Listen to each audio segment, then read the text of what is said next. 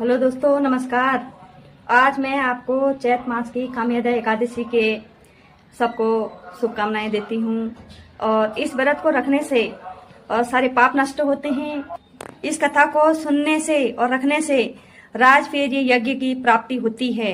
रत्न बहुत पहले की बात है, जहाँ एक रत्नपुर नाम का एक गांव था, राज्य था, जहाँ पर एक राजा पुंडलिक रहता था। उसी गांव में एक ललिता नाम की एक स्त्री रहती थी और उसका पति गंधर्व ललित भी रहता था। वो दोनों आपस में बहुत प्रेम करते थे। एक दिन राजा पुंडलिक ने अपने राज्य में उस ललित को गायन करने के लिए बुलाया और गायन करते करते उसकी जीभ लड़खड़ा रही थी। उसको अपनी पत्नी ललिता की याद आ रही थी। तो उस वहां पर एक कारकोटक नाम का एक नाग भी था, जो उसकी मन की बात समझ गया था। उसने अपने राजा पुंडलिक को यह बात बताई। राजा पुंडलिक ने उसको श्राप दे दिया तो राक्षस का, तो वो राक्षस बन गया।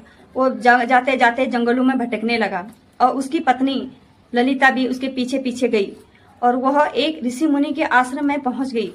तो उसने ऋषि मुनि को यह बात बताई कि मेरा पति एक राक्षस बन गया अपने पापों की वजह से।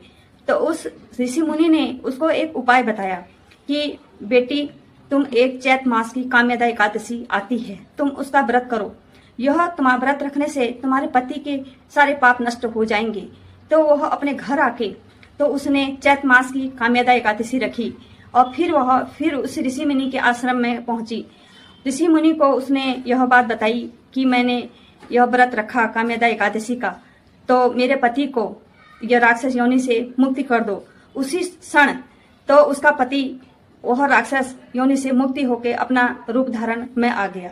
तो दोनों प्रेम पूर्वक रहने लगे और भगवत धाम को प्राप्त हो गए।